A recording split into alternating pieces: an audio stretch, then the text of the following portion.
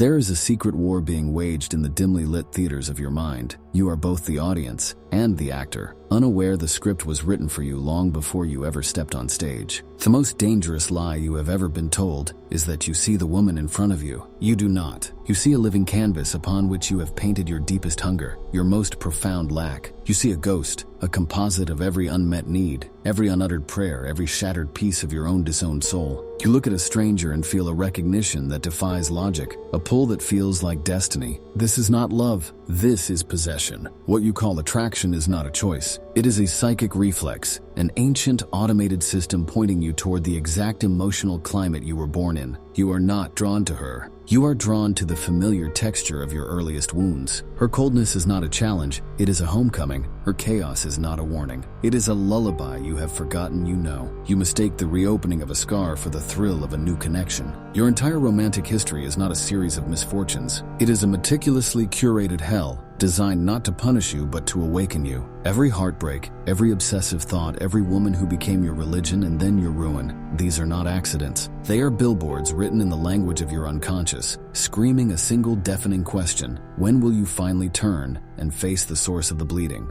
The feminine you seek outside is a decoy, a shimmering mirage laid over the true desert of your inner world. She is the keeper of everything you have refused to feel, the embodiment of every emotion you have suppressed in your quest to be a man. Your longing for her is in truth a coded longing for the parts of yourself you were taught to exile. Her mystery is your own unfelt depth. Her beauty is your own buried capacity for wholeness. Her unavailability is a perfect mirror of your own emotional absence from yourself. When you meet her, you are not meeting a person. You are meeting a symbol. You are meeting your own lost inner child, your own silenced artist, your own untamed wildness. You inflate her into a goddess because you have made a god of your own emptiness. You believe she can fill a void that exists only because you have abandoned the center of your own being. This is the brutal mechanics of projection. It is a spiritual transaction where you hand over your most precious inner resources, your sense of worth, your peace, your very soul, to a temporary custodian. You make her the sun of your universe, and then you are plunged into eternal night when she, a mere human, inevitably steps out of the role you assigned her. The collapse of the fantasy feels like death, because for a time you let the fantasy live in place of you. The modern world is a factory of sleepwalkers. It teaches you to seek a cure for your inner fragmentation in the arms of another fragmented soul.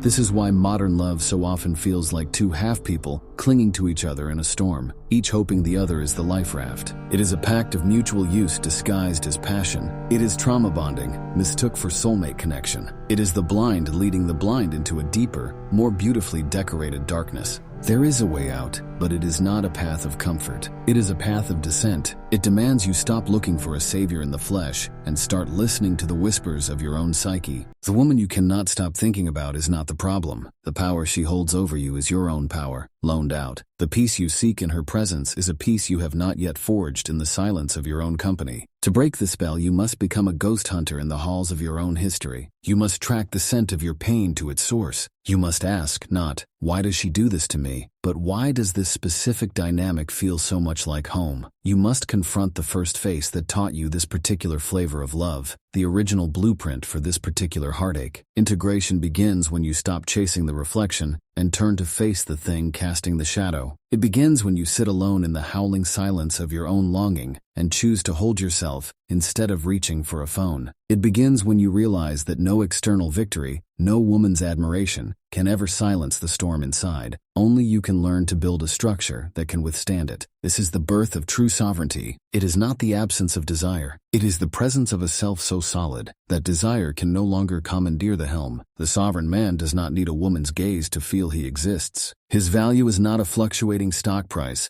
based on her mood or attention. He is grounded in something deeper, something unshakable that he built through 1,000 small choices to face his own darkness.